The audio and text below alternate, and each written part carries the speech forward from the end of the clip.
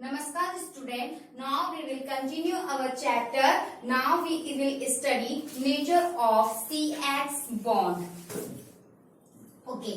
Here nature क्या है CX bond का, क्योंकि हेलो एल्केन में जो बॉन्ड बनना है वो कार्बन और हेलोजन के बीच में बनना है. कार्बन C रिप्रेजेंट कर रहा है किसको, कार्बन को, एंड X रिप्रेजेंट कर रहा है हेलोजन को. As all we know that the electronegativity of the halogen atom is highest in the periodic table. जो इलेक्ट्रोनेगेटिविटी है हेलोजन एटम की पीरियोडिक टेबल में सबसे ज्यादा क्या है, हाईएस्ट है. In this the if we talking about the family of halogen, the fluorine has the highest electronegative element of the periodic table. Highest electronegativity किसकी होती है, फ्लोरीन की, दैट इज 4. सो क्योंकि हेलोजन एटम के पास 7 इलेक्ट्रॉन है और जब इसको सिर्फ एक इलेक्ट्रॉन की जरूरत है जिससे इसका ऑक्टेट कंप्लीट हो जाएगा तो ये स्टेबल हो जाएगा, इसलिए ये हाईएस्ट इलेक्ट्रोनेगेटिविटी शो करते हैं halogen. When we talk about the CX bond या carbon bonded by halogen, in this we see when the halogen atom is attached, electronegative. What is the electronegativity? Electronegativity is to attract the electron towards halogen. Electronegativity क्या कहते हैं, the capacity to attract electron. तो when जब carbon और halogen bond attach है, halogen attach है, तो halogen क्या करेगा, अपनी साइड इलेक्ट्रॉन को अट्रैक्ट करेगा. When the halogen atom is attached with the carbon, the electron of carbon is attracted by the halogen atom. जब हेलोजन एटम अट्रैक्ट करेगा तो यहाँ पे पार्शियली पॉजिटिव चार्ज डेवलप हो जाएगा और यहाँ पे पार्शियली नेगेटिव चार्ज डेवलप हो जाएगा. जब ये चार्ज डेवलप होगा तो इधर क्या फॉर्मेशन हो जाएगा, डायपोल फॉर्म हो जाएगा और इस प्रोसेस को हम क्या बोलते हैं, पोलरिटी.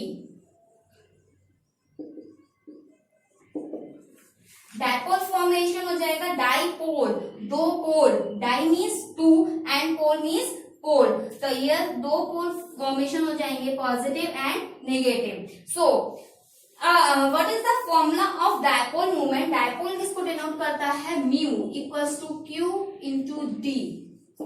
मतलब कि जितना ज्यादा डायपोल मूवमेंट होगा उतना ज्यादा चार्ज इसमें डेवलप होगा.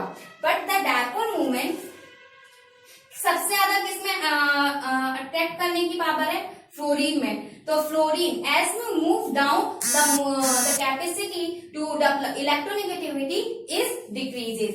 फ्लोरीन से जब हम आयोडीन तक जाएंगे तो इलेक्ट्रोनेगेटिविटी क्या है, डिक्रीज होगी. Dipole movement is directly proportional with the electronegativity. जितनी ज्यादा डायपोल मूवमेंट होगा उतनी ज्यादा क्या होगी, इलेक्ट्रोनेगेटिविटी भी ज्यादा होगी. ठीक है, this is the formula of dipole movement. So dipole movement is depend on 2 factor. Number first is charge and number second is distance. जो डायपोल मूवमेंट है वो 2 फैक्टर पे डिपेंड करता है, चार्ज पे और सेकंड इज डिस्टेंस पे. Charge पे जब हम इसको थोड़ा सा पिक्टोरियल तरीके से देखें तो देखिए इधर. So we are talking about the fluorine has the highest electronegativity, that is 4. When the carbon is attached with the halogen, halogen attract the electron towards it. The halogen attract the electron. So when the charge is developed, the partial positive charge is on the carbon and partial negative charge is on the halogen. So जब charge develop हो जाएगा तो वहां पे क्या form हो जाएगा, dipole form हो जाएगा. डाइपोल, डाई मतलब 2 पोल फॉर्म हो जाएंगे, प्लस एंड नेगेटिव, तो उसको क्या बोलते हैं, डाइपोल. डाइपोल का फॉर्मूला क्या होता है, Q into D, where Q is the charge and D is the distance. मतलब कि जितना ज्यादा डायपोल मूवमेंट होगा उस पर उतना ज्यादा चार्ज इंक्रीज होगा। जैसा कि हमें पता है when we are going to down in the periodic table, fluorine, chlorine, bromine and iodine, the electronegativity is also decreased. जैसा हम ग्रुप में नीचे जाते हैं, ऊपर से नीचे की तरफ जाते हैं पीरियोडिक टेबल में, तो फ्लोरीन से आयोडीन की तरफ जाते में इलेक्ट्रोनेगेटिविटी भी डिक्रीज होती है। सपोज कीजिए फ्लोरीन का जो साइज है वो बहुत छोटा है और वो जब वो कार्बन से अटैच होता है तो उनके बीच की जो बॉन्ड लेंथ है या डिस्टेंस है वो कम होगी। वहीं अगर हम बात करें क्लोरीन की तो उसका साइज बड़ा है और उनके बीच की दूरी ज्यादा होगी। वहीं अगर ब्रोमीन की बात करें तो उसका साइज थोड़ा और बड़ा है तो इनके बीच की भी दूरी ज्यादा होगी और सबसे ज्यादा जो डिस्टेंस होगा वो आयोडीन में होगा, जैसा कि यहाँ पे दिख रहा है। तो जब हमसे ऑर्डर पूछा जाए what is the order of bond length, तो हम बता सकते हैं कि फ्लोरीन, क्लोरीन और फ्लोरीन में सबसे कम है, इससे ज्यादा क्लोरीन और वो कार्बन और क्लोरीन में है, इससे ज्यादा कार्बन और ब्रोमीन में है, उसके बाद कार्बन और आयोडीन में है highest. Bond length, order of bond length.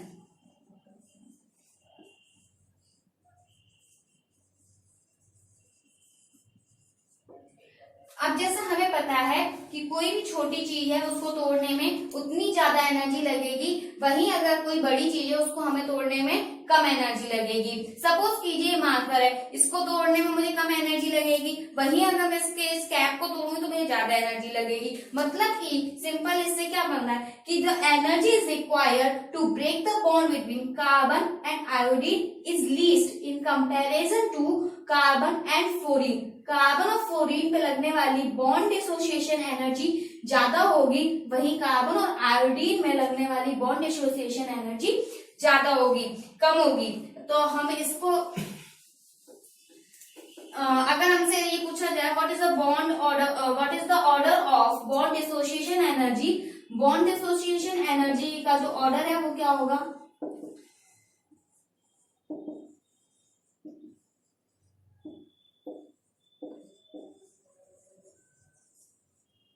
तो जस्ट रिवर्स हो जाएगा, क्लोरीन और आयोडीन पे सबसे कम लगेगी, फिर क्लोरीन और ब्रोमीन पे लगेगी और उसके बाद क्लोरीन और वो कार्बन एंड क्लोरीन पे लगेगी, उसके बाद कार्बन और फ्लोरीन पे।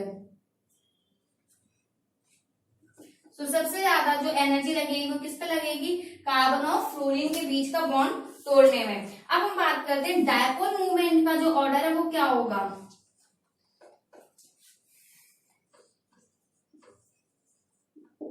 We are talking about the order of dipole moment. जैसा कि हमें पता है we are going downward, the electronegativity is decreases. Electronegativity is directly proportional to the dipole moment. Electronegativity है वो डायपोल मूवमेंट के डायरेक्टली प्रोपोर्शनल है, मतलब डायपोल मूवमेंट बढ़ेगा तो इलेक्ट्रोनेगेटिविटी भी बढ़ेगी। लेकिन अगर सबसे बात करी जाए फ्लोरीन की, तो फ्लोरीन की इलेक्ट्रोनेगेटिविटी सबसे ज्यादा होती है, तो डायपोल मूवमेंट इसका ज्यादा होना चाहिए, फिर क्लोरीन का होना चाहिए, फिर ब्रोमीन का, फिर आयोडीन का। तो अगर हम बात करें ऑर्डर की, we are talking about the order of dipole movement, तो ये होना चाहिए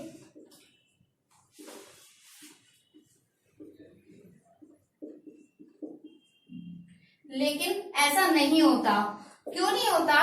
क्योंकि हमने देखा कि डायपोल मूवमेंट में दो फैक्टर काम कर रहे हैं, चार्ज एंड डिस्टेंस। माना कि जो डिस्टेंस है वो पिकोमीटर में हम यहाँ पे काउंट करते हैं, पिकोमीटर मतलब 10⁻12 -12 पिकोमीटर।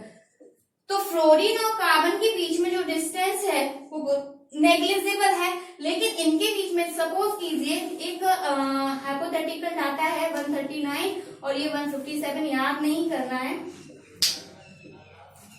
157, इसमें इनके जो बीच की डिस्टेंस है वो कम है और इसके बीच की डिस्टेंस ज्यादा है। लेकिन जो डायपोल मूवमेंट का ऑर्डर है वो ये क्लोरीन का ज्यादा होता है, फिर फ्लोरीन का, फिर ब्रोमीन का और फिर आयोडीन का।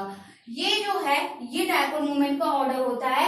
क्लोरीन का ज्यादा इसलिए हो जाता है क्योंकि यहाँ पे जो डिस्टेंस वाला पार्ट है, वैसे तो हम डिस्टेंस को काउंट नहीं करते हैं, नेग्लिजिबल मानते हैं, क्योंकि ये पिकोमीटर में तो बहुत छोटा, मतलब -12 0.00 समथिंग आएगा, तो यहाँ पे हम डिस्टेंस को नहीं लेते हैं। लेकिन जब हम बात करेंगे डायपोल मूवमेंट की, तो यहाँ पे जो क्लोरीन में जब बात करेंगे तो यहाँ पे डिस्टेंस वाला factor is dominating, that's why the dipole movement of chlorine is more than the fluorine. तो मैं इधर शॉर्ट में लिख देती हूँ कि यहाँ पे डिस्टेंस वाला फैक्टर काम करने लगता है, इसलिए क्लोरीन का डायपोल मूवमेंट ज्यादा होता है। वहीं अगर ब्रोमीन और आयोडीन की बात करें तो यहाँ पे इलेक्ट्रोनेगेटिविटी वाला ही फैक्टर काम करता है। So this is all about the nature of CX bond. The bond is polar between the carbon and halogen. So note it down on the copy. We are started our next topic in the next lecture. Thank you.